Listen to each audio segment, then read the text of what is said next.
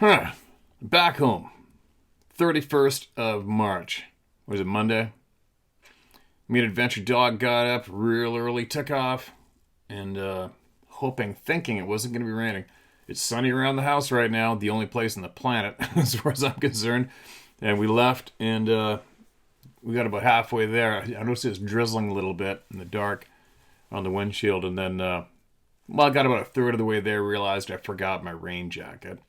Whatever.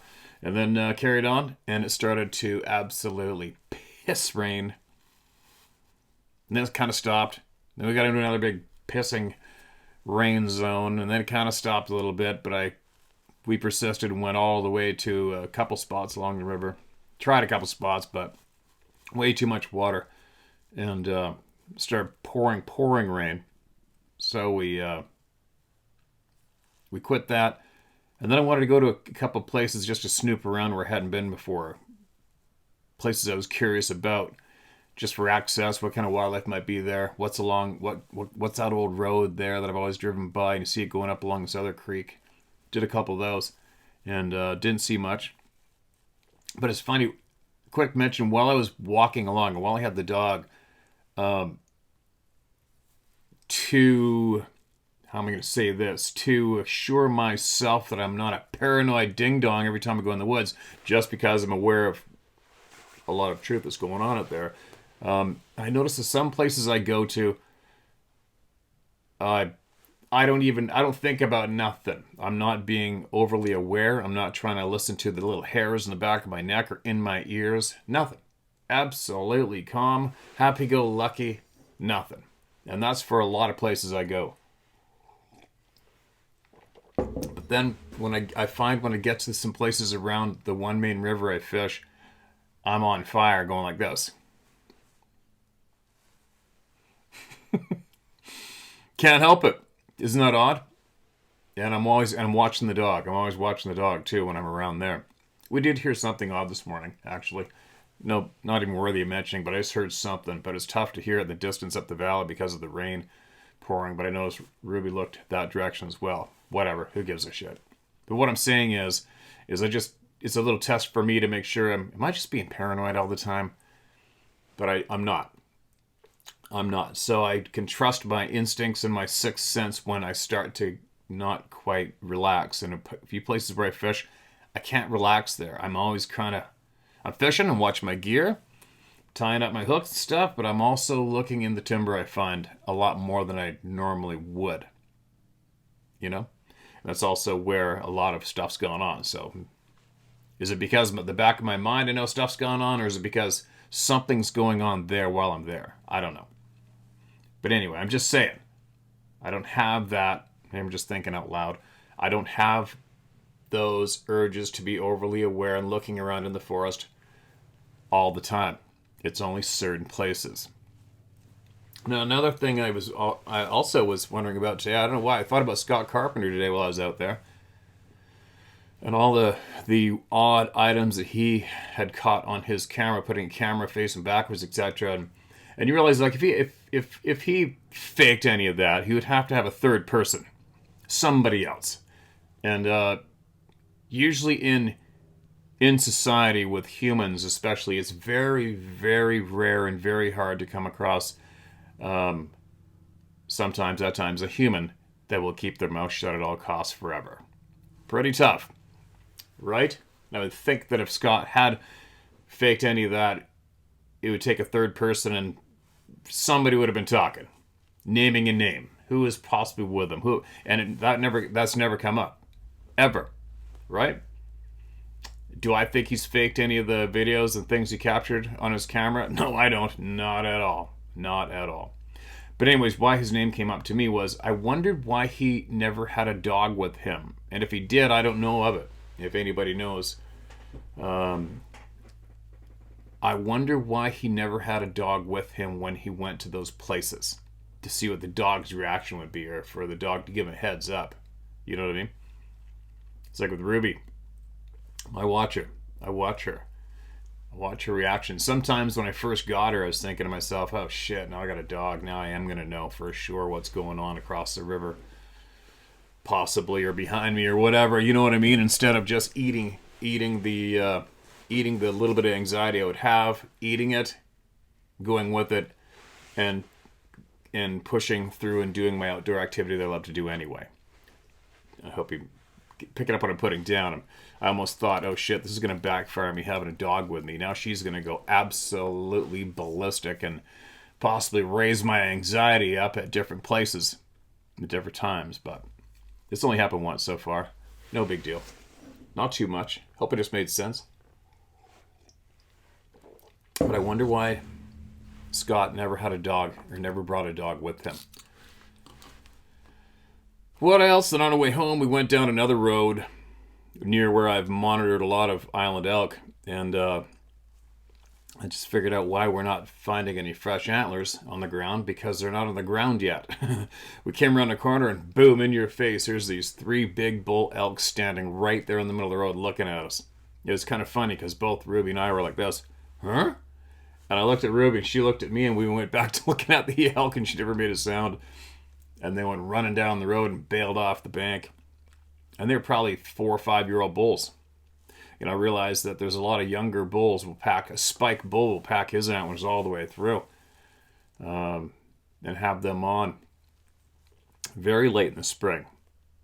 And other young bulls that have their smaller racks on for quite a while, and the big bulls that drop their antlers first. But these were all substantial elk. They're all 5 points. I think one might have been a 6 point. Still have their antlers on. So if any of you from Oregon to here that are familiar with Roosevelt elk, and when they drop, maybe throw it down in the comment section below and let me know when you feel that all of your main bulls have dropped their antlers. When? What week? Because I know I've seen elk with antlers on in April on the island. I saw a pretty big 5 point one time. I just can't remember the weekend, but it was definitely April. Now we have our timber cruising boys. Very lengthy email. I mean, I don't even know if I'll get this done in one sitting. Maybe not. This might be part 1 of 2, all right? And I received an email back from these guys saying, green light, share it all, man. I'm like, okay. Except we're going to hold back. I'll probably hold back on a lot of the areas just because, obviously, this guaranteed this channel is monitored by whoever. But why I am a little more enthusiastic in a way with these fellas is these guys live their lives in the real world, about as free, how can I say that, about as free, not free living in a way, just free thinking, right? Making decisions for yourself, relying on yourself, living in the real world. Your senses are on fire and being taught all the time.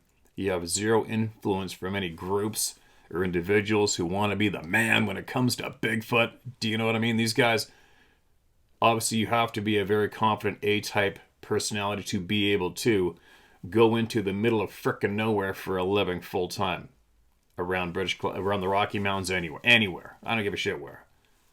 In the middle of nowhere in the real world alone. Full time as a job. And then to become aware of what's going on your own. You didn't go watch a scary movie first. You didn't go to some conference.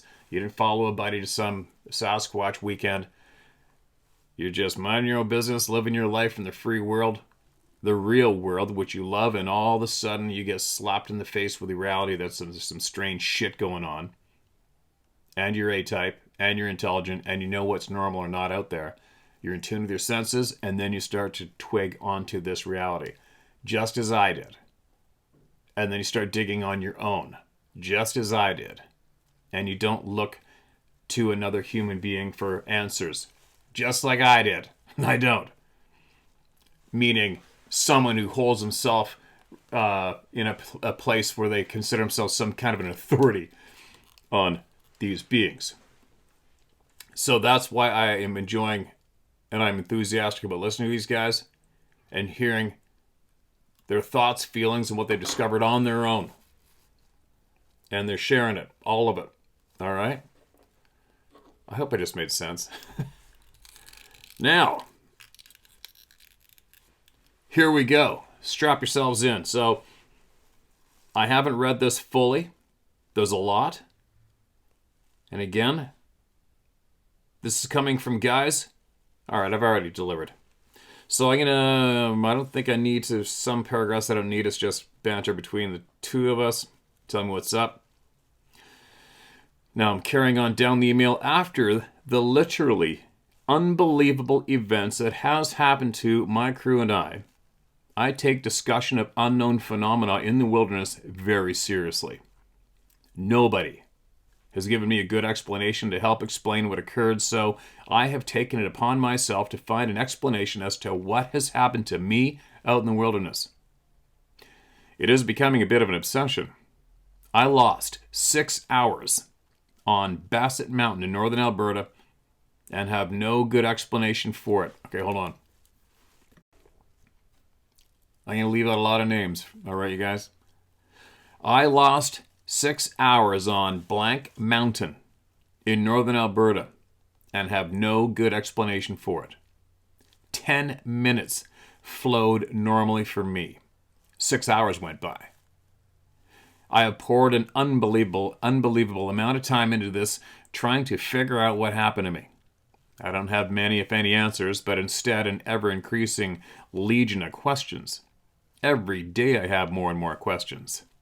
I often ponder all this as I work remote in the mountains, alone, as always. Darren still religiously listens to your podcast, that's his co-worker from Alberta, literally in the woods while working. And one day, he will run into one of these things while he listens to you talking about them, I swear. Probably. He contacted me to let me know you reposted my accounts I sent you in 2023 recently. I see you sent me an email after filming the video. Apologies, it's taken more than a few days to prepare. Feel free to call me. Okay, gotcha. I recall you wanted to come out into the bush with Darren and I. The idea was to go to Darren's field camp towards Grand Cache. But then the fires happened. That was a bad fire year. Yeah, that was a real shit eater. That offer, however, is still standing on my end. Darren and I do not really work together often anymore due to us living on opposite ends of the province. Guy is one of my best friends, though. We got the bush buddy bond, which is same as the war buddy bond. We've been through an awful lot out there together, and almost died how many times out there together. Most recently, in a near helicopter crash along the Athabasca River, west of Fort McMurray. Damned, I hate helicopters. I've hunted out there on the Athabasca. Darren worked from Grand Cache up to the Territories border still. I work from around Sundre down to the Montana border now. I've returned to my original work full-time as it pays much better than biology consulting.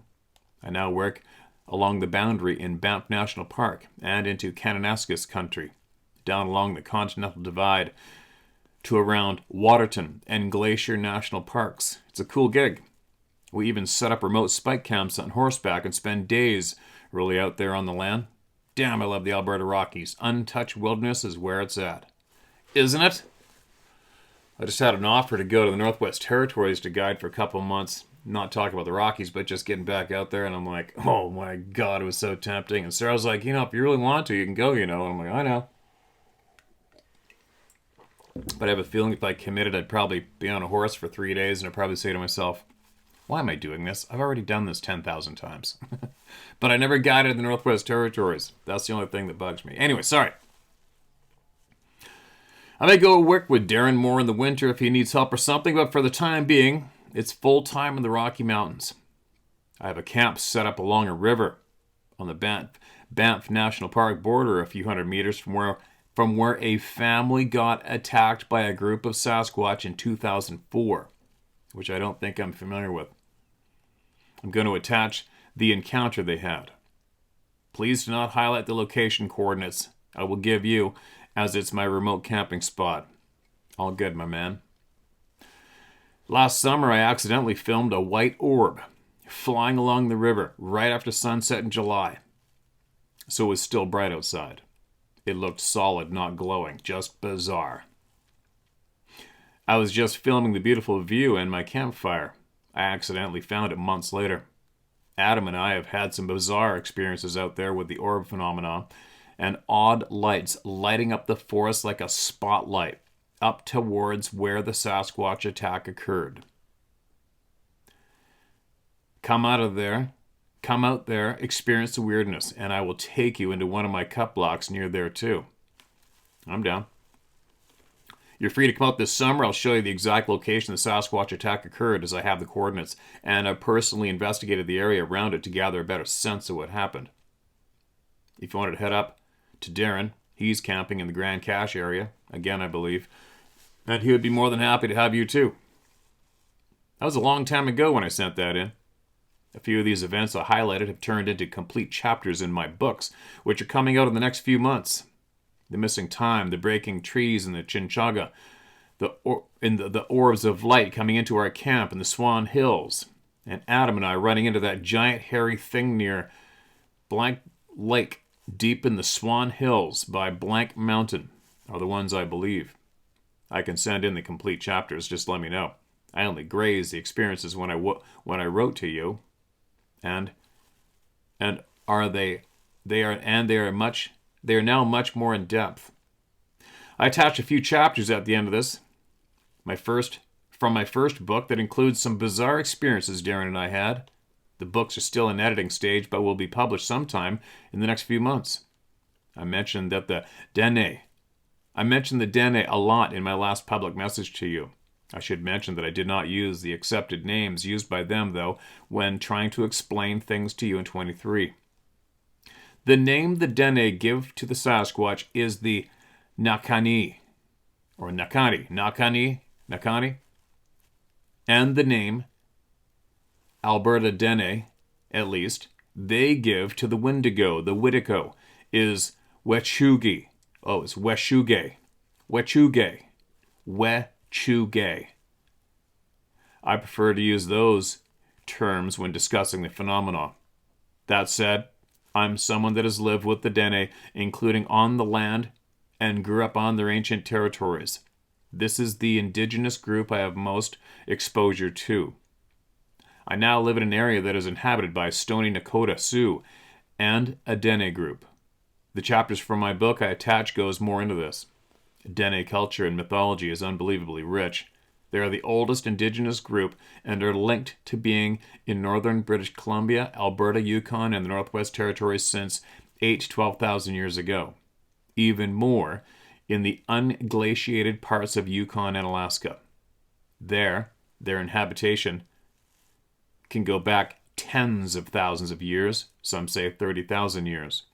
To think that they have been there that long, and the fact they are still around, means they have a massive suppository of ancient knowledge and history. Right? There is a lot of knowledge and wisdom in their ancient histories and stories, and I think it provides clearer answers than anything else can. Agreed. Anthropological culture studies literally are more conducive than scientific biological analysis.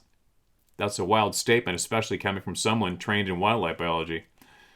That said, these are the people that have been on the land for thousands and thousands of years.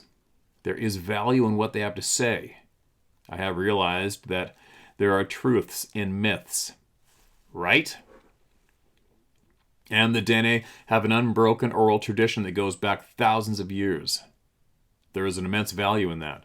And as I said, they explain the phenomena better than anyone or anything else. For instance, the Dene have stories of giant beavers. And lo and behold, up to a few thousand years ago, giant beavers the size of Volkswagen Beetles existed all throughout the north. That alone gives them legitimacy to their oral histories and stories. Bingo! All of this oddness occurring to me in the wilderness abruptly began in 2016. I had worked in the remote field since 2010 with no issues occurring all over the place.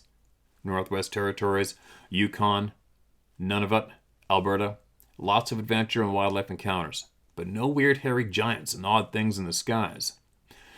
But then I went up working on Blank Mountain. That fateful summer of 2016, I saw that shimmering, iridescent thing. Smelt the smell. Felt that raw horror, and I lost time. 6 hours. After that, bizarre experiences slowly yet surely started to ramp up until it hit a peak during June and July of 2018, working in the western reaches of the Swan Hills. What happened over the course of 8 weeks was both bizarre, terrifying, and extraordinary. I also noticed that my GPS would bizarrely glitch, while for others it acted completely fine. For instance, Darren would never have issues. My field worker and one of my best buddies, Adam, would also have issues. I continued to experience bizarre happenings that peaked again in the late summer of 2020 outside of Yoho National Park near Radium Hot Springs. Since then, the phenomena has not went away, but I continue to experience bizarre happenings that peaked again in the late summer 2020 outside of blank National Park and near blank. Since then, the phenomena has not went away, but is markedly less than it once was. I have accepted that weird shit happens in the woods that I can't explain, and now it's just a natural part of my life. Yeah, me too, I kind of think so too. I accept it like I accept the sky's blue, it just is. That said, some odd stuff still happens. Weird stuff has happened at work, but the frequency is much less.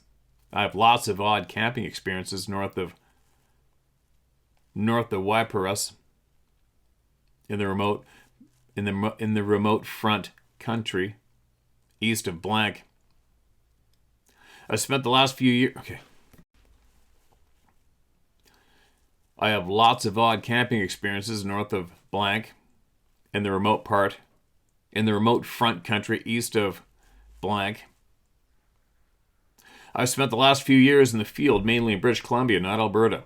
I think I mentioned last to you that I was going to northern British Columbia doing soil and vegetation sampling during those terrible fires.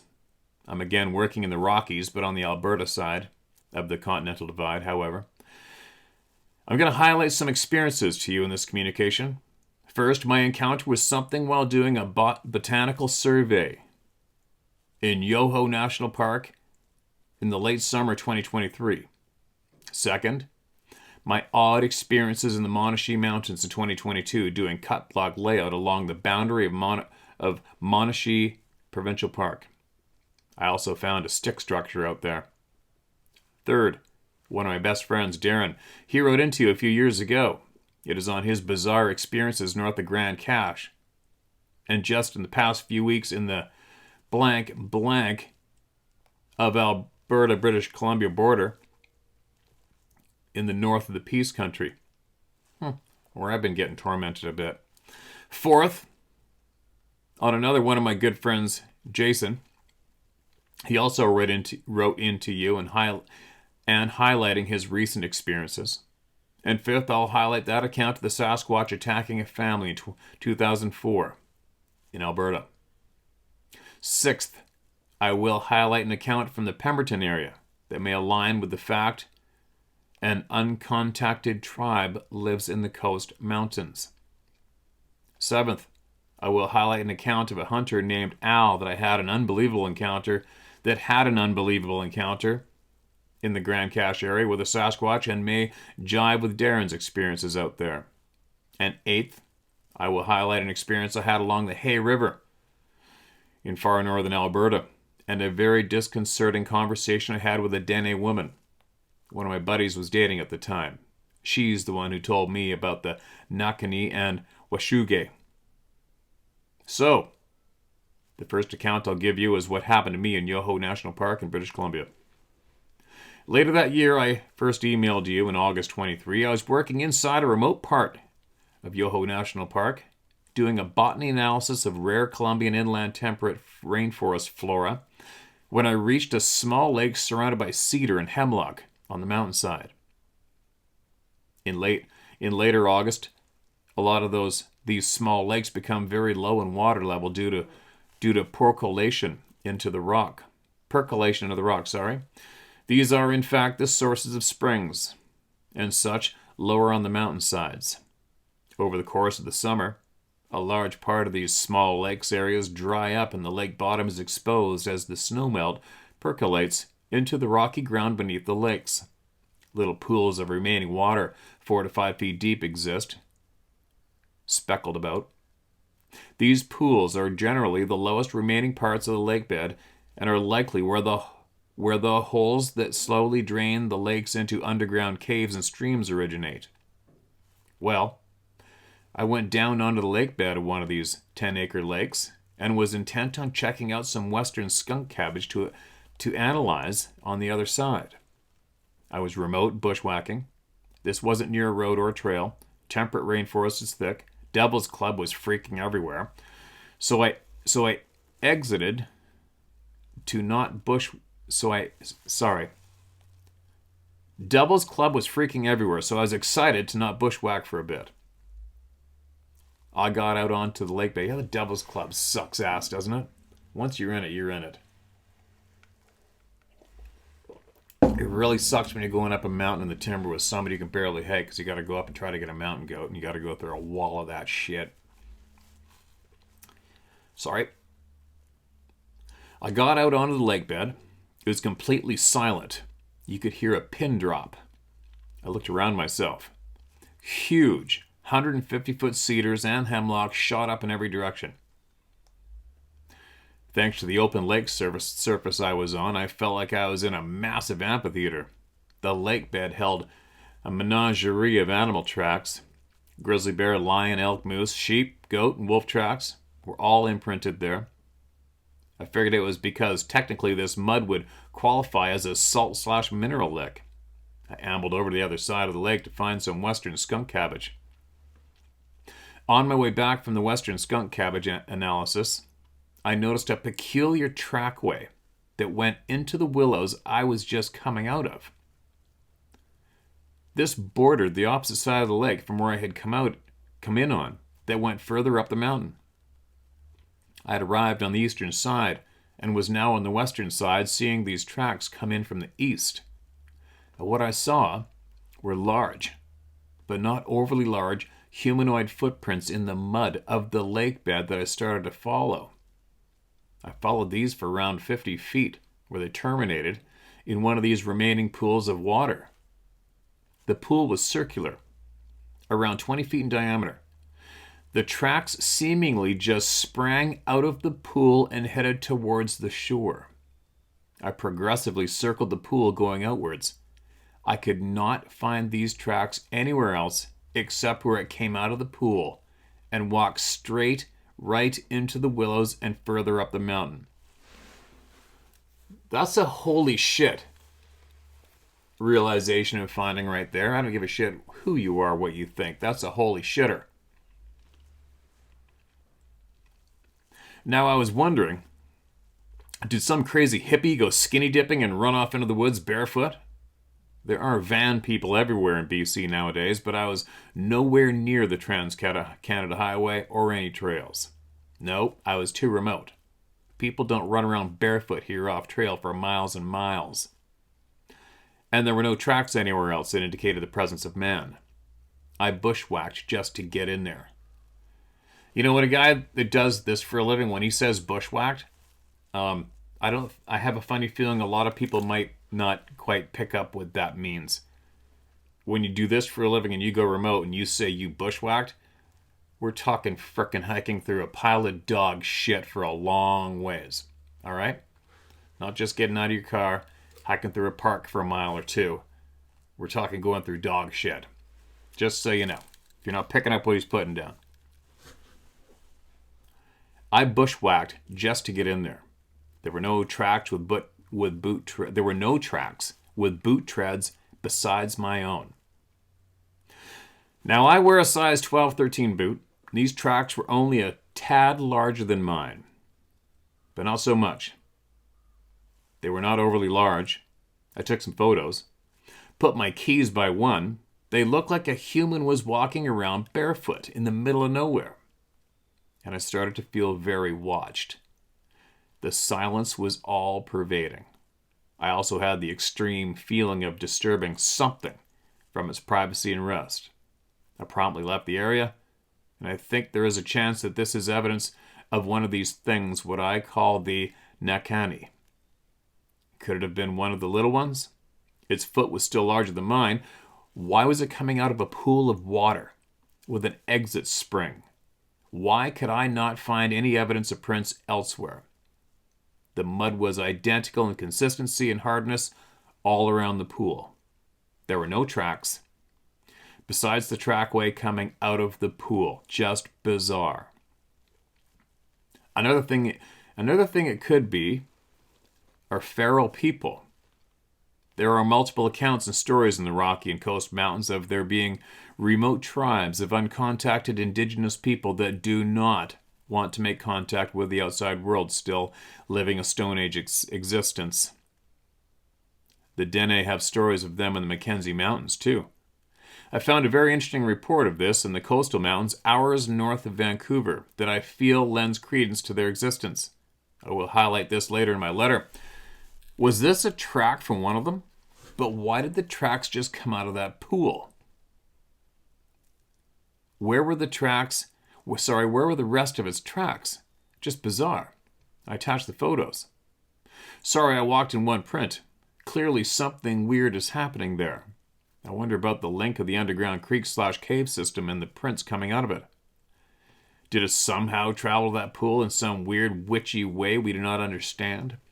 Is there a presence of a portal in the pool or above it? I can't help but feel there could be some weird connection with the pools of water, caves, and this phenomenon. I wasn't carrying my Geiger counter or EMF meter that day, so I could not ascertain if there was some kind of electromagnetic or radiological anomaly out there that day. And yes, I like to carry those devices because I feel it is a very important tool to have in your field toolbox. If there are any anomalies out there, I'm convinced that I can avoid them to some extent if I have them on my person. But they just eat batteries. That sucks. Batteries.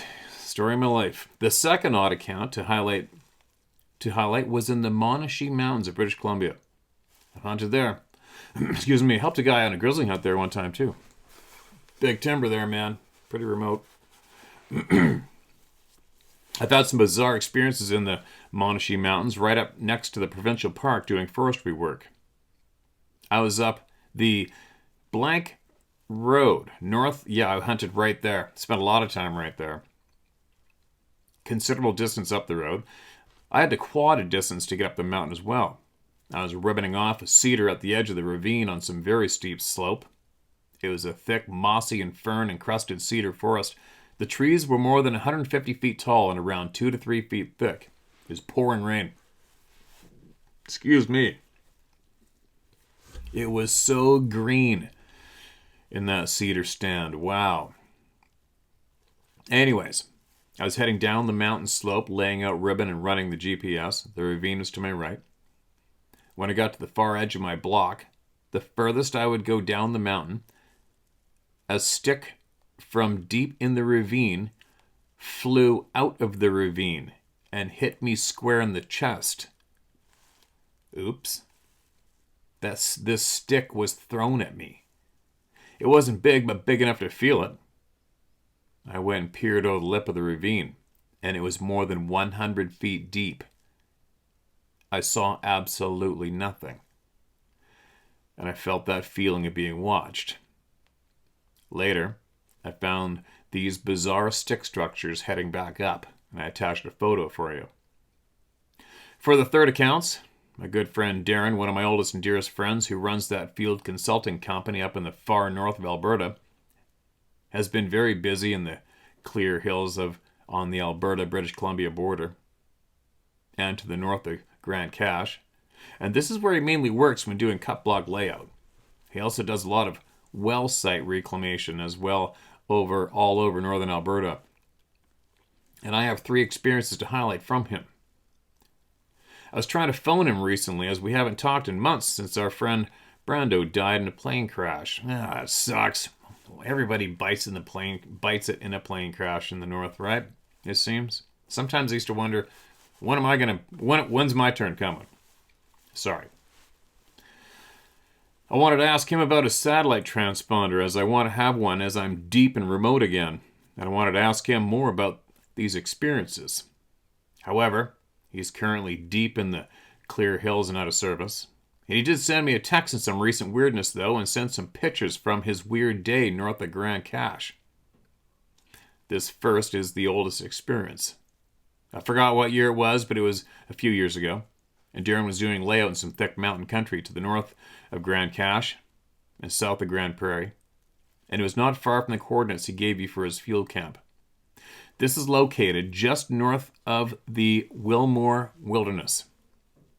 I had a friend of mine, a couple generations of going into the Wilmore with horses for years, taking people in there, years.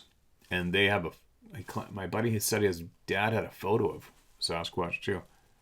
Sorry.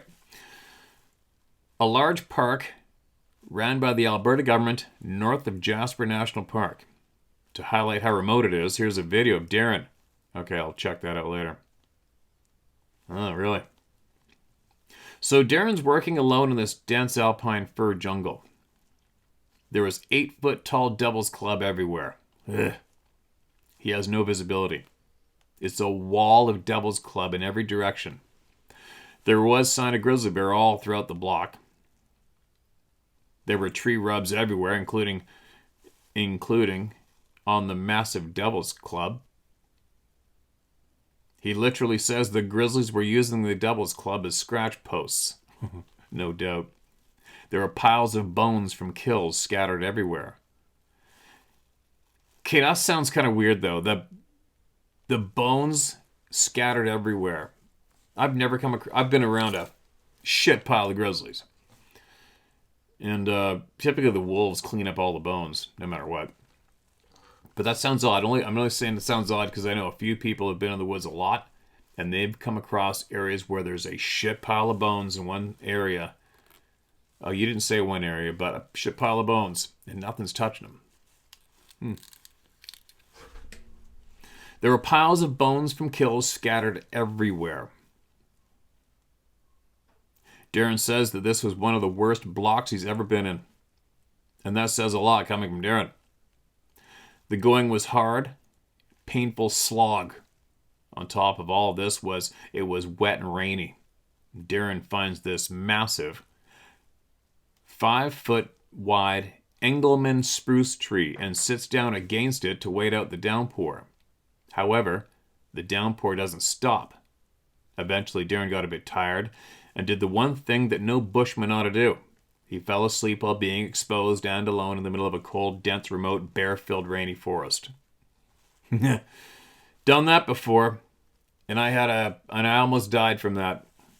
I've slept in the woods all over the place, but some places you just don't. But sorry, I keep interrupting. The rhythmic pattering noise of the rain lulled him off, and he wakes up to hearing this crashing of vegetation coming towards him. Darren got his gun out, prepared for a face-off with the massive grizzly bear that had left all the bone sheds. But the noise, he said, it almost sounded like something was walking on 2 feet, bipedally. But he isn't perfectly sure. The noise got closer and closer, so close that he should see whatever he was hearing, but he couldn't. The seemingly eternal thicket of devil's club obscured his view. He could feel this sensation of being watched deeply, and that he should leave, now. He got up and went around the tree, trying to see whatever had come up to him. He could not see anything. Whatever it was watching him. And I forgot if he said he smelt that awful sulfur, shit-rotting flesh smell. And eventually he heard the noise of breaking vegetation start again. He could hear it walk away slowly, onwards into the rainy forest. I have an account from October 22 that I will list further down. It has to do with a hunter encountering an aggressive Sasquatch and an insane government response. This would be relatively around where Darren was working. Another set of bizarre experiences has to do with Darren's work in the remote Clear Hills. It is winter work, as you have to go up an ice road that Darren literally planned. He also does remote helicopter work, come spring, summer, and autumn. When it's helicopter work, he stays at a remote trapper's cabin along a creek that is at the headwaters of the Blank River. Darren also had Adam and Jason sledding in first winter to it too. They've had black bears break in and try to steal food or to try and eat them multiple times during the summer. Yeah, they're sleazy bastards up north, right? Black bears, don't trust them at all. I attached a photo. Adam and Jason both said they could not help but feel like they were being intently watched at that cabin. I've heard that people have had encounters with a nakan up at that cabin site too. Darren hasn't, but he's got flooded out in the middle of the night, and the cabin being attacked by black bears while sleeping as well. Really? Weird. Little bastards. Anyways, in February 2022, I came up to work with him on his job. It wasn't at that cabin, however, but his sled trailer. I only lasted 3 days as I got appendicitis and had to get out of there, but those 3 days were just downright bizarre. Darren is currently working on this area and still experiencing weird shit. So, I get up there. Darren has this sled trailer rigged into a winter camping trailer. We're toasty, but have no windows. It was cold, 30 below and snowing daily. Real northern Alberta winter weather. Darren had been up there alone before I showed up. He had this parked off the ice road in a strip of bush between the road and a harvested cut block that was an open plain for half a mile to our west. He then recounts to me that he had recently been seeing orbs out over the cut block in the evening when he has to go outside to take a nature break. He also tells me that he has found a massive 100-foot tall teepee structure made out of knocked over aspen trees. Let me read that again. He found a massive 100-foot tall teepee structure. Holy shit. Made out of knocked over aspen trees. It was in a piece of bush that wasn't harvested around an active cut block. He promised to drive me out to it the next day. Darren then starts to go on about how native trappers in the area say that a family clan of Sasquatch exist at the ancient headwaters of the Blank River, at the top of the hills, which in reality are forested mountains like the Appalachians. He told me how he found a tree break of a knocked over spruce on a trail not far from us. He said he could see where a tree was gripped and snapped. The distance between the grips, there was tore off bark in these spots, was more than 6 feet. I proceeded to go out to my block the next day. It was cold and snowy. I could not kick this sense that one of these things was behind me all day. Every time I turned around, I expected to see one. I could see them in my mind's eye, and it is very rare for that to happen to me, but it sure as hell did that day. Saw no evidence in the snow of anything in that block besides caribou and moose, however. But later after work, Darren took me out to the massive tree structure, and there it sat there. These massive aspen trees, 100 feet long, put together in the guise of a massive teepee. It was next to the active logging operation. The Mennonite loggers were harvesting Darren's block from last winter. I'm glad it didn't get harvested. It was in a retention patch that Darren had laid out. Darren laid out that block and did not want the ire of them if he knocked over their cultic spot. And by the way, what indeed are these tree structure spots? Are they cultic? Do they hold religious or spiritual significance? Are they grave markers? Do they memorialize their dead members of a family unit? Or are they signposts of something more important? Do they signify territories? Or do they represent where portals are? Might explain why the bear refused to follow Jason by one. What? No shit. Note taken. Looking for a pattern there. Or maybe it wasn't the nakan. Maybe it was to do with something else out there. Weshchuge? Little people? Or maybe the Cree entity? Pakakos. Anyways, we end up back at his insulated sled trailer. We're hanging out, cooking elk steak, and actually talking about your podcast, Steve. We were comparing some of the best shares, and we're discussing how we needed to write into you eventually. Suddenly, our door, which was closed, got wrenched open. The cold driving wind and the blowing snow came in. The wind apparently somehow opened it from the outside. We shrugged our shoulders, closed the door. I had to go outside to go to the bathroom. An hour later, I looked around the almost waist-deep snow. There were no tracks anywhere. I went behind the trailer and went to the bathroom. I passed a lot of blood and was not feeling well, and had a sharp pain in my side. Ooh, serious red flag there. As I was sitting there grimacing in pain, I noticed what seemed to be multiple lights in the cut block moving around. Are they logging trucks? I asked myself, but they weren't. There was no road there. In fact, there was nothing there to the west of us. The pair of lights moved around on the forest edge. I headed back in.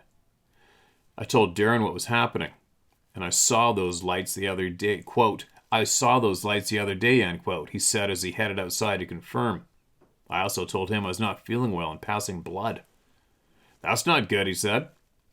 Throughout the evening, we started to hear banging noises on the door, and what sounded like something walking or banging on the roof. The door opened wildly 3 more times that evening. We went outside to try and discern what was making the noise, and there were no tracks in the snow besides ours, and there was nothing on the roof except undisturbed snow. Just weird. That's weird ass shit right there. We chalked it up to heat differentials between the trailer and cold and blamed the door on the wind. But the next morning I was severely ill and had to evacuate camp. Yeah, good. Get out of there. Sadly, that was the last time I did a job with Darren. My spouse did not like the fact that I was so far north for work, literally a dozen hours from my house, and made me get work closer to home as I now live in the Rocky Mountains of southern Alberta. The work I found was in the Revelstoke, Nakusp, and Salmon Arm area of British Columbia. Lots going on around there, especially Salmon Arm and Nakusp. So she could still be with me when I was working. We kept her house in the Waparius area, Alberta, as well. And I had some very weird experiences at Rogers Pass in Glacier National Park and in Kootenay National Park, driving through there during the middle of the night. Got a flat tire out there at Rogers Pass past midnight. Damned, it was eerie. I can highlight that another time. Damn, I miss working with Darren. Best times I've ever had in the bush is with him. Excuse me. Anyways, Darren's still up in the clear hills as he is every late winter right now. And as I said, I've been trying to get a hold of him to discuss emergency transponders, as I will be in the remote Rockies this spring. As he was out of phone service, he responds by text highlighting odd occurrences continuing to occur, which I will highlight to you. His trusty worker, Graham, a guy from Vancouver Island that comes and works in Alberta for half of the year, is out with him, I believe, and another guy. One of them saw something bizarre in the forest. This is from Darren a few days ago. Quote, I went into a spruce/heavy fir cut block along the Blank River in the Clear Hills where the local Indian says the Sasquatch uses a travel corridor.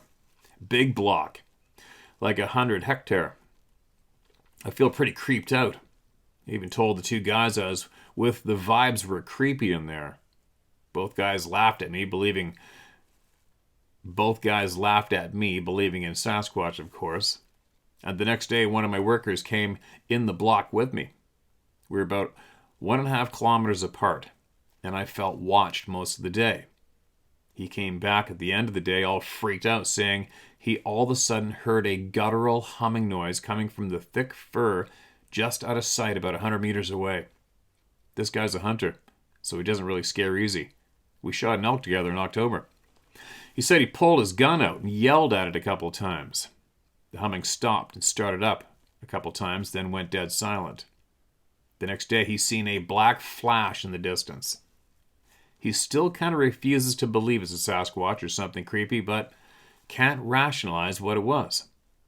I finished that block up yesterday. Didn't have anything creepy happen, just effed vibes. We're on snowshoes, tons of snow up here, and it was minus 26 yesterday, 4 feet of snow. So, Darren's worker saw a black flash in an ancient white spruce stand. What the hell was that? That is clearly some paranormal, unknown phenomena. And I swear, the wilderness is haunted. Haunted by a lot more than the nakan. Darren also attached photos of the stand in question. You can see a huge lightning scar on the one tree. Maybe lightning scars can track with these odd places. Maybe these electromagnetic anomalies attract lighting. Sort of like at my old homestead near Fort Assiniboine on the Freeman River. I highlighted to you how almost every tree was hit by lightning. Crazy. That's just bizarre, right?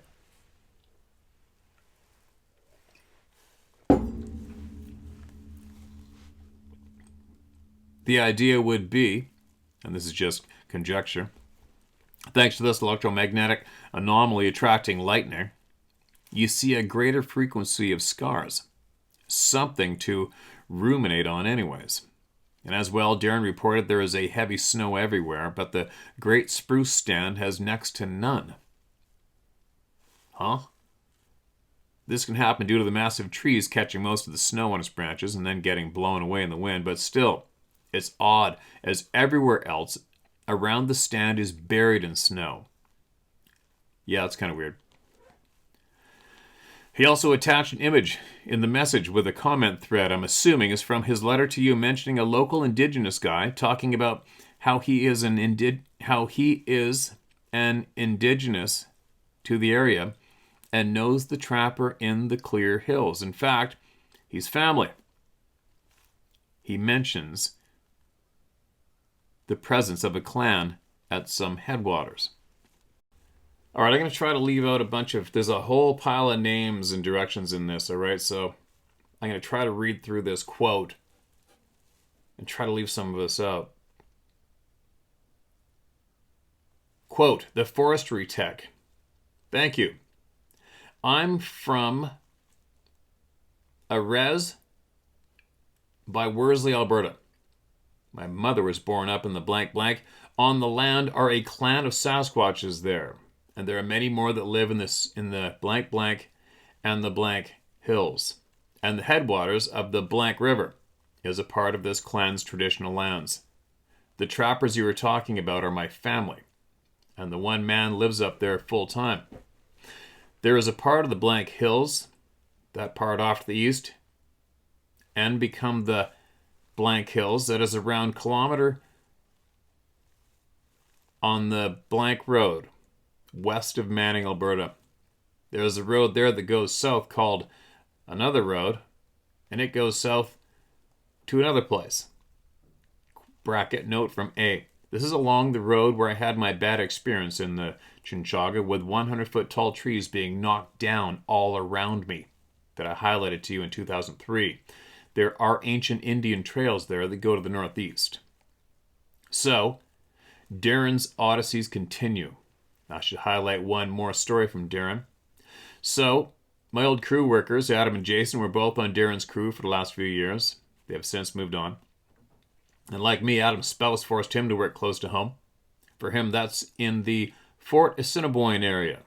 So he is now on a full-time layout crew in the Swan Hills. And I believe that Jason just joined that crew as well after working on a power line tree clearing project with Asplund for the past half year. While all the boys were all out in the Clear Hills last winter, both Adam and Jason heard what sounded like mechanical grinding sounds.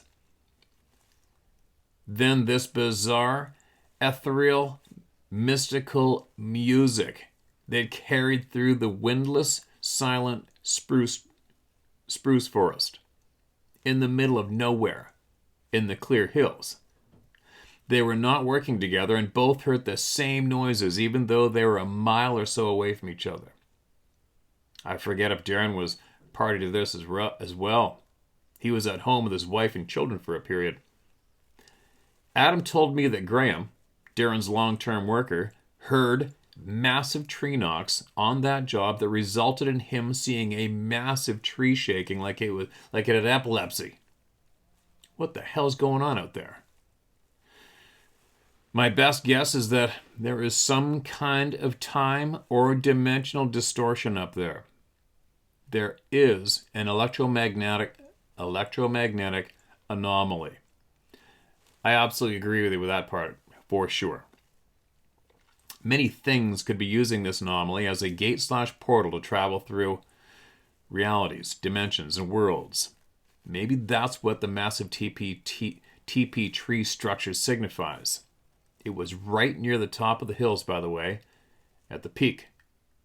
I feel this is all crazy to say, but the Indigenous say and indicate this as well. There you go.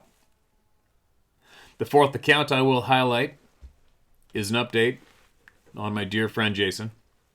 Jason, the man who used to work for me, has had some interesting experiences while he was doing layout the last few years, while he was working up in Blank Lake before the fires burnt everything. He was walking back to his truck along the straight portion of a logging road close to the actual lake south of town. He was walking back to his truck and he finally saw it in the horizon. It was a warm day, but he saw something by it. He reports he swore he saw something upright that had a dark coloration peering into his truck. It eventually walked into the bush before he got closer. He saw it walk on two legs, but he was half a mile away or a quarter mile or whatever, so he could not ascertain what it was exactly. And later on, he was working closer to Rainbow Lake, I think to the north of it by helicopter, and he was working in an aspen stand when he started to get followed by a black bear. The black bears are unlike their brethren anywhere else. They are so aggressive and predatory up there. Darren and I have killed multiple bears up in that area. I think it's because they are large and rarely, if ever, see humans. It's so vast up there and so little people. They've never seen humans before. They live in an eternal swamp. If you want to eat meat, you have to be aggressive out there.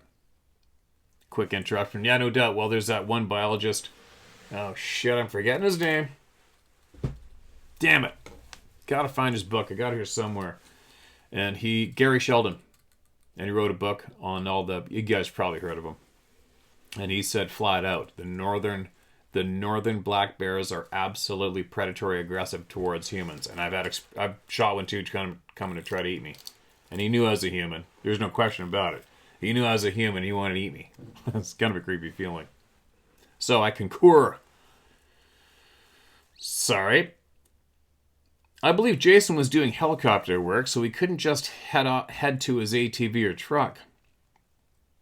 I am also unsure if he was armed.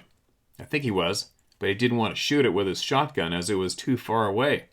And for whatever reason, he didn't have many shells. Excuse me.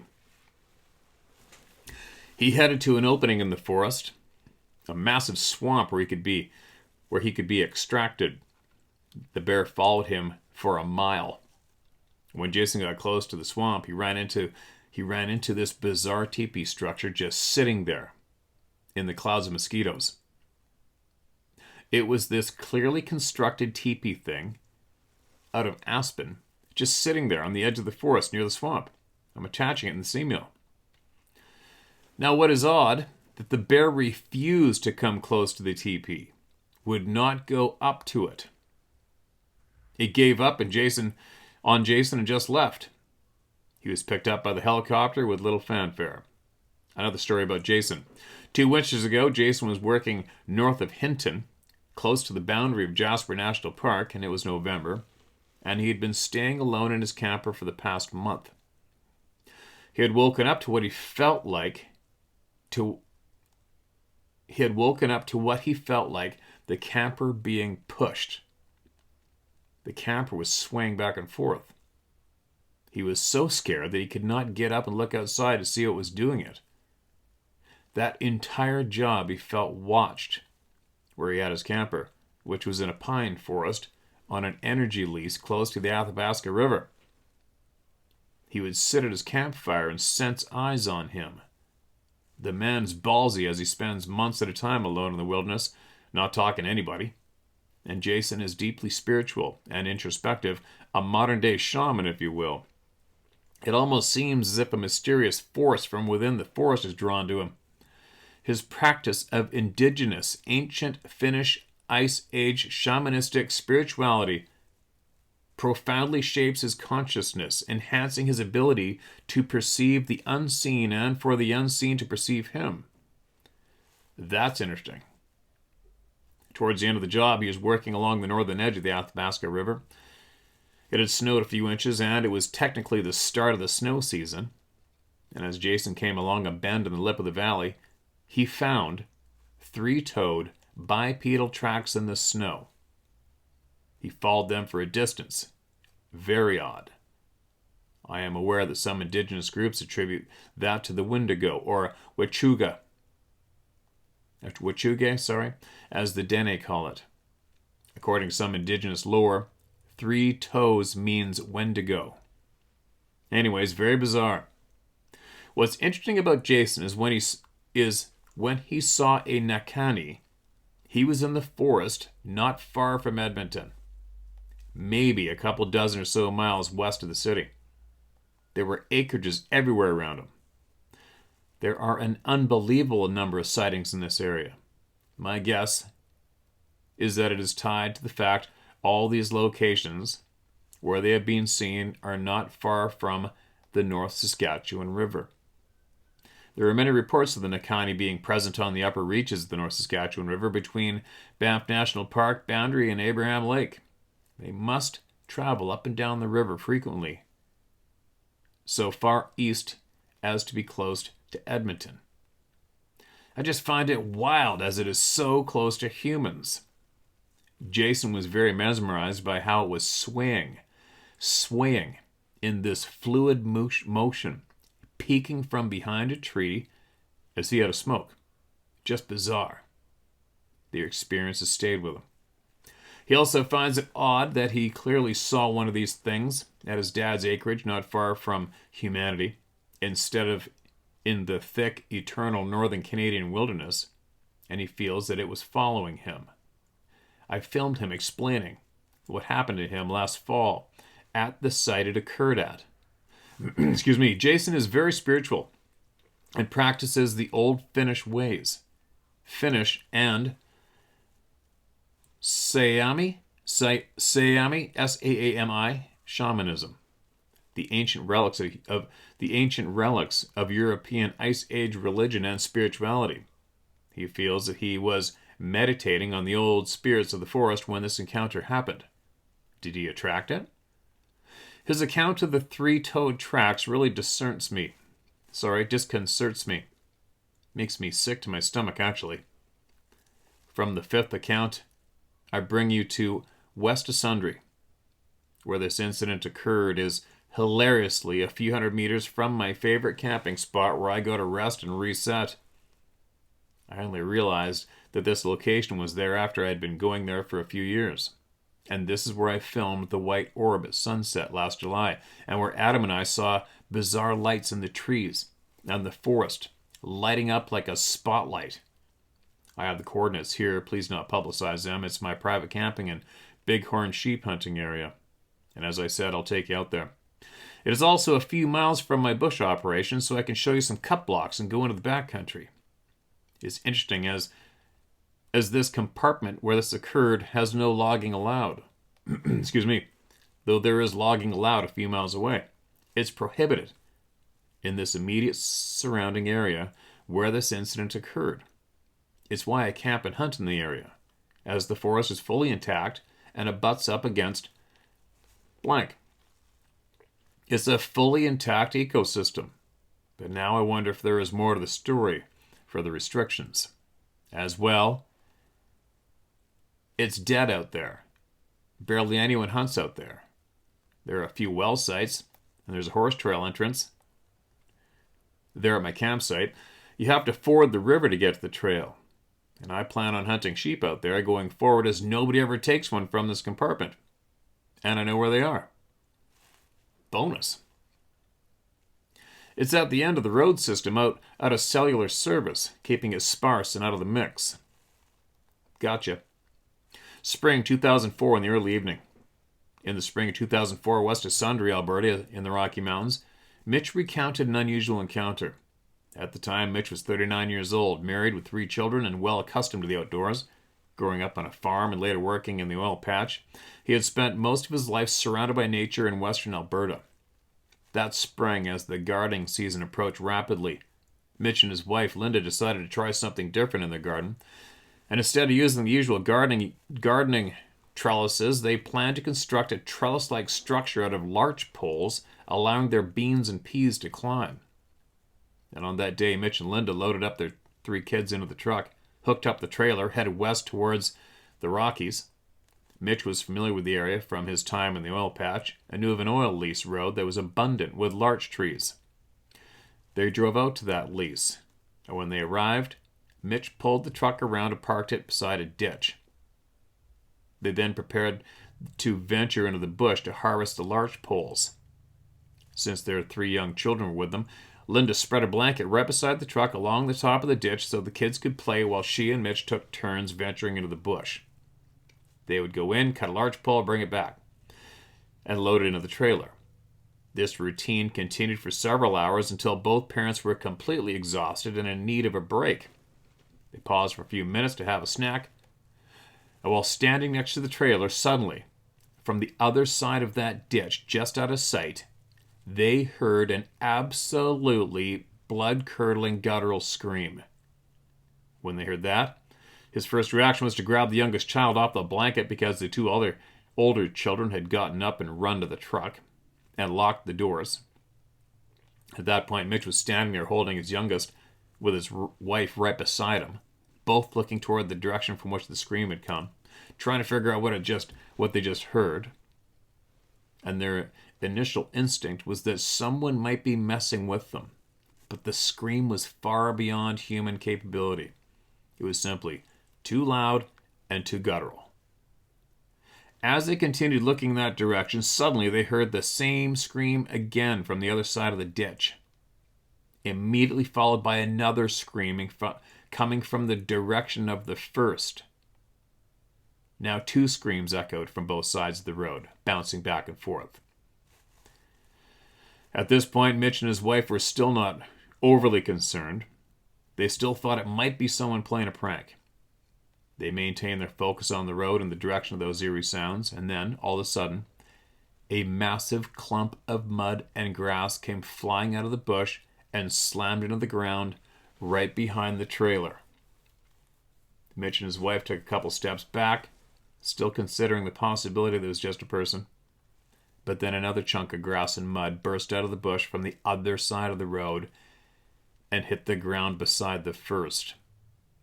Even then, they were still inclined to believe that it was merely a person messing with them. It wasn't until those clumps of grass and mud were replaced by 4 to 5 foot logs flying through the air and crashing down behind the trailer that Mitch became very certain he was not dealing with a human. The size of the logs, their height, the distance they flew, and the force behind them made it clear there was no way a person could throw a log like that. The entire time that this was going on, the screams continued from both sides of the road, and Mitch and his wife, without saying a word to each other, decided it was time to get out of there. They took a couple of steps back, slowly turned to make their way toward the front of the truck, and as they turned, while facing the blanket where their children had been playing, they spotted something light brown in color on all 4s coming out of the bush. Mitch and his wife instantly froze, staring at this thing in front of them. As it made its way through the trees, they noticed that it was a very large female Sasquatch. She was light brownish blonde in color, crawling on all 4s, with a young Sasquatch clinging to her stomach and another on her back. Whoa. Mitch's wife just stood there, unsure what to do, as the creature crawled steadily toward them. Mitch described the way the Sasquatch moved along the ground as reminiscent of Fred Flintstone's tiptoeing. Its back feet bent in a way that was distinctly unusual. The creature made absolutely no noise as it emerged from the bush. They hadn't even detected its presence until it came into view, and there was no unusual scent either. They simply stood there, watching, as it crawled to within about 10 feet of them. Then it reached out its hand, grabbed the blanket, turned, and retreated back into the bush. Can you say toilet paper time? At that point, Mitch and his wife had no idea to make of what they had just witnessed, but they knew it was time to leave. They quickly rushed into the truck and drove away. Before this incident, they had spent their summers in the Rocky Mountains of Western Alberta, but after what they experienced that day, they essentially avoided the wilderness for the rest of that summer.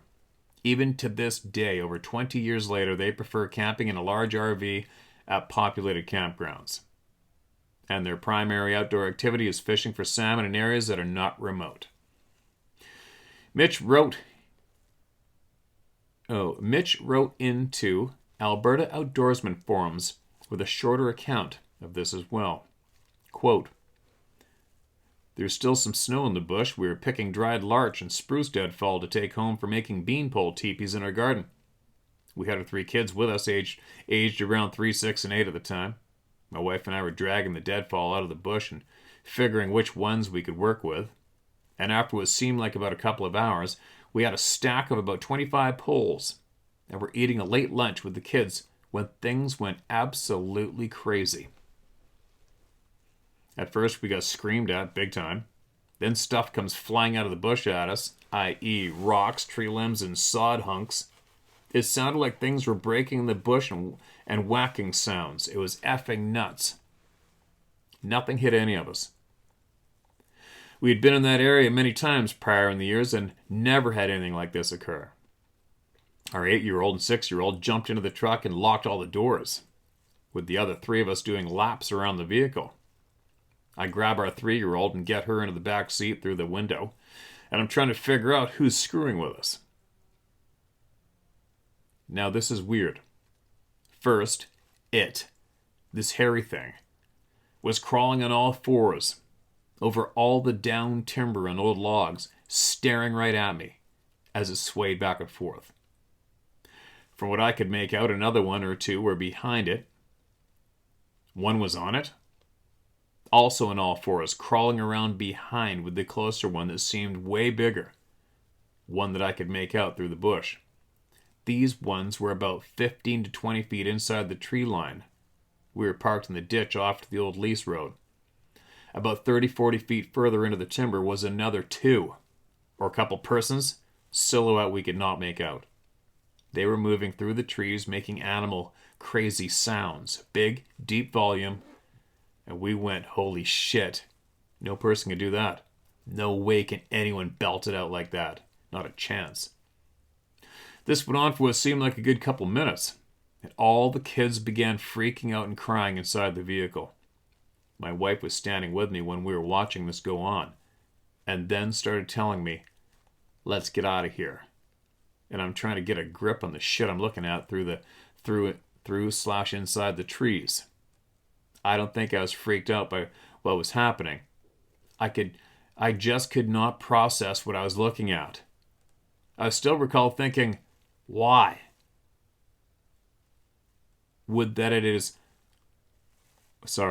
I still recall thinking, why? Would that it is some people trying to scare the shit out of us out here. Anyways, this is next to my favorite camping spot. I love it out there, but it can get creepy, and I felt unbridled terror for no reason at all out there. I'm sure this family group is still in the area. Now for the 6th account. This is the encounter I was referring to when I was trying to figure out what caused those odd humanoid footprints in the lake bed in Yoho National Park. I do not have a name for the area where this occurred, besides that it was hours north of Vancouver in the Coast Range. There are 3 areas it could be in after I did an analysis. Number 1, around Pemberton, beyond or around Pemberton Meadows. My backyard, where all my crazy shit happened. Some of it. It could be around Sugarloaf Mountain, Mount Morrison, or Ipsut Mountain. Number 2, it could be south of Pemberton, near the Lillooet Lake by Salamander Mountain. The name of the small glacial lake highlighted is in this account could be Teo Lake. Number 3, it could also be north of Lillooet around Sebring Peak. Excuse me. Okay, so all those areas are ground zero anyway. There's equal crazy ass shit going on in all those zones. Always has been, still is, probably always will be. I have a feeling this story could be about Tail Lake. I could be wrong though. This is all conjecture as I don't have the location, only the count. Pemberton is your area where you used to live.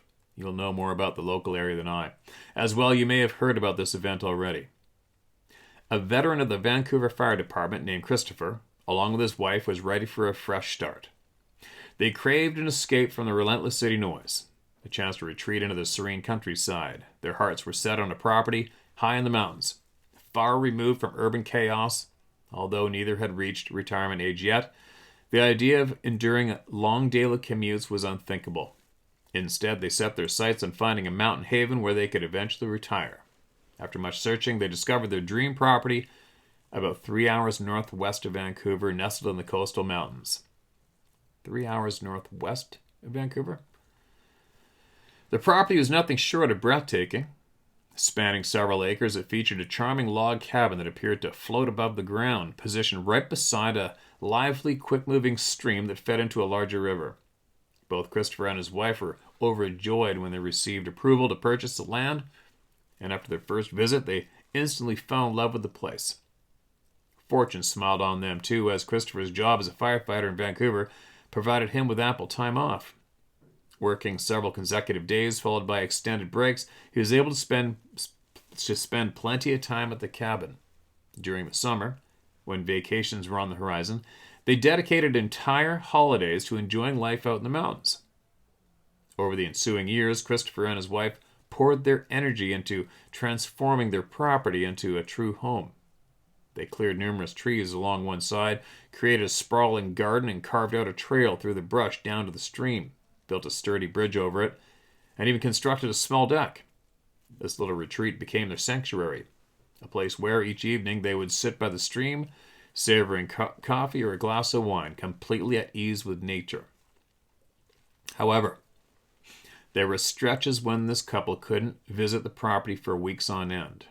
And when they finally returned after these long absences, they often discovered that the small items had been rearranged or missing altogether. Odds and ends like hand tools, a tarp, a bucket, or a few pieces of lumber. Nothing too significant, but enough to be noticed. They just brushed it off, thinking, maybe it was one of the neighbors down the way that needed something, and assumed that the items were simply borrowed without permission. Their closest neighbor was actually several miles away, but because they were so remote in the coast mountains, it was an unspoken rule that if a neighbor needed something and went to your place while you were not home, it was acceptable for them to borrow it, as long as they returned it or left a note. However, every single time they found items missing around the property, there were never any notes. When they spoke to the neighbors insisted they had not stopped by the property at all. So they tried to brush it off, thinking, well, if it wasn't the neighbors, maybe it was just something passing through, or maybe it was a bear, maybe even a grizzly that dragged stuff off into the bush. And with that, they pretty much left it at that. And over the next couple of years, they spent as much time at the property as they could. Unfortunately, about a year and a half before Chris was set to retire, his wife passed away, and Chris found himself not visiting the property as often. He did try to go out a couple of times during those first 6 months. However, each time he went out, he was overwhelmed with sadness rather than the joy he once felt, haunted by the happy memories of his wife. In that state of sorrow and loss, he really had a hard time reconnecting with the place. However, once he finally retired, Chris found himself determined to honor his wife's memory and embrace the retirement life that they had once dreamed up together. He sold his house in Vancouver and moved up to their cabin. It had been a long time since his last visit, and as he made his way down the main gravel road and turned onto the incredibly long driveway up through the mountains, the first thing he noticed was how drastically it had changed. Once the driveway had been perfectly cleared, with gravel lining the path, now was overgrown with weeds and tall grass. Some trees obscured parts of it, and when he reached the cabin, he saw that all the clearings he had once made around the property were now choked with tall grass and weeds. His wife's garden on the one side, once well tended, now had several fallen trees scattered across it. That, however, did not shock Chris as much as what he saw next. When he looked at the cabin itself, he discovered that the front door, which had been locked and secured the last time he left, was now hanging partially open. His first reaction was, "Great, someone broke in. How long's this door been open? And what will I find inside? Is it going to be infested with rodents? Will animals be living inside my cabin?" So he pulled his truck off to the side, got out, and made his way up to the cabin to investigate. When Chris reached the front door, the very first thing he noticed was that the door did not appear to have been forced open by an animal. There were no deep scratches on the door, as you would expect if a bear or mountain lion had broken in. However, where the deadbolt once latched into the frame was completely shattered, as if someone had booted the door open, kicked it in as hard as they could, and forced it open. Chris made his way into the front door. He kind of stuck his head inside the cabin and yelled, "Hello, anybody in there?" There's no response. So Chris very slowly pushed the door open just a little bit more. He stepped inside, started looking around. The inside of the cabin was completely dark because all the windows still had the coverings on them. And he'd not started up the generator for power yet, so he stepped further into the cabin. And right beside the cabin, right beside the front door, was a large bay window. So he went up to where the curtains were, opened them up so he could see into the main living room area of the cabin. And as soon as he pulled that curtain back, the first thing he noticed was that the couch in the main living room area, right by the fireplace, was missing all of its cushions. Chris immediately found that to be incredibly odd, and he started thinking, okay, this most likely was probably an animal. So he proceeded to go through the entire rest of the cabin, looking for any signs of animal rummaging through anything. But he could not find any evidence of that at all.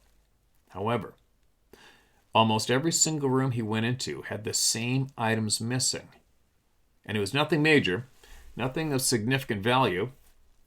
It was mostly items like blankets and pillows and anything really cushiony, with the exception of mattresses. Inside the kitchen, he also noticed that several of their cast iron frying pans, cast iron pots, and similar items were missing. Chris really did not know what to make of this at all, as the items that were taken were so random that he had no clear explanation. After that initial shock of the randomness of all this missing stuff wore off, he made his way out to his generator shed, and once inside, he immediately got angry because he noticed that a lot of wiring and many of the hoses for the generator were cut and completely missing. Coincidentally, he had no way to power his cabin or secure it. He decided to leave his big cargo trailer, filled with all of his stuff, at the property and make his way back to Vancouver so he could get what he needed to restore power and secure the cabin. When he got back to Vancouver, called up a friend, a recently retired Vancouver police officer, and told him what was going on at the property. He asked if his buddy would be able to stay there for the night. His friend had no problem with that, so that night Chris made his way to his buddy's place. And throughout the night, he kept talking to his friend about all the weird things that happened over the years at the property, from all the random missing items to what he had found when he went out there. And his buddy said that he had no explanation for the many of the missing items inside the cabin. But because of the wiring and the hoses for the generator were gone, he felt that more than likely what Chris was dealing with was the work of junkies. His police buddy then suggested, "You know what? I don't really have anything going on. Why don't I come out to the property with you for a week? I'll help you clean everything up and get it looking like it used to. We'll get the power restored, secure the cabin, and I'll take a look around and see if I can figure out what's been going on." Chris was incredibly happy to have that offer from his friend, especially given his buddy's experience as a police officer. So, next morning, the two of them got up, made the drive back out to the property, and as soon as they arrived, his buddy began investigating almost immediately, and he confirmed what Chris had already suspected, that the front door had definitely been kicked in. There were no signs it had been forced open with a tool like a crowbar or anything of the sort.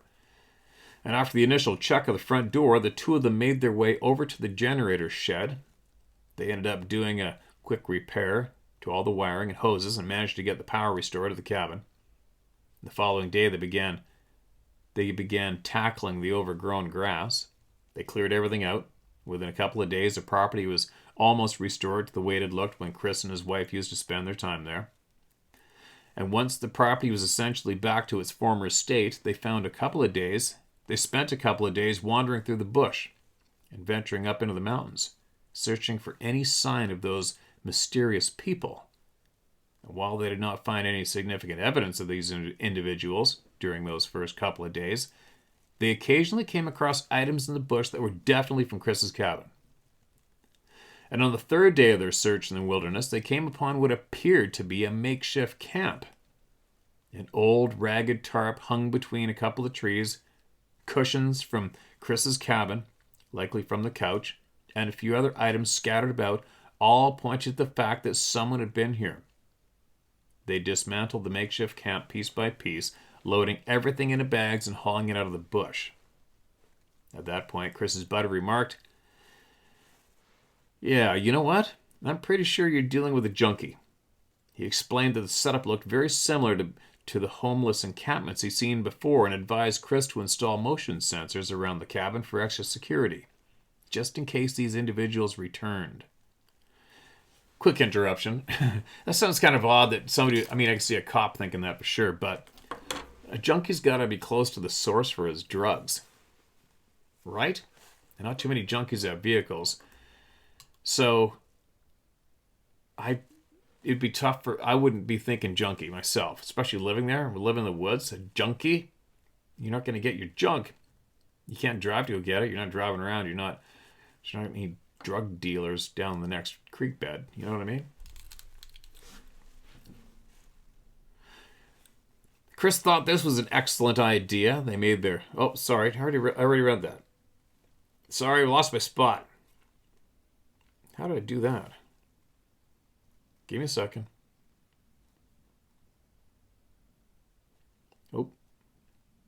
Oh, that is... Sorry, hold on.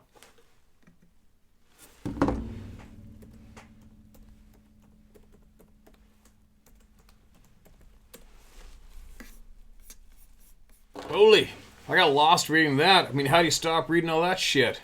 I could read this for days, but I just stopped recording here and I noticed we've been at it for an hour and a half.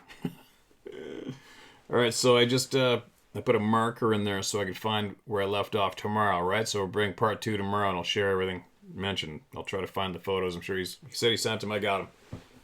And we'll share all the photos and everything else tomorrow, alright? I think I can get through the rest of it tomorrow. We'll see. But how frickin' interesting is this? To me, very, very interesting to me. All right, there you go. Have I got any messages I got to pass on? I don't think so. I think Sarah's hat sale, I don't know if it's on today or not. What else I got to mention? I think that's it. I got to go. I got absolutely immersed in that. I'm still there. And I got to shift my brain out for the rest of the day and get my shit done. Share my story at howtohunt.com. All right, get your truth out. One thing that I've learned in this journey, I was thinking today of various things I've been learning for myself along this journey, is one thing I've learned is we are basically nothing without each other. We're obviously something, but we're nothing. In the way of what I mean of being nothing, as in nothing as in not counting, not gaining true knowledge, and not having any power. True power. We're nothing without each other. And a lot of dark individuals realized that a long time ago. So, that being said, that being known, please, please, please share your truth. Don't be scared, all right? And consider all of us here family, all right, and community. And share your truth. It's very, very important. Well, it's important to many. Sadly, it's not important to many as well. But it's very important. Share my story at howtohunt.com. You'll get it shared word for word until I can't. All right? I'll see you guys tomorrow.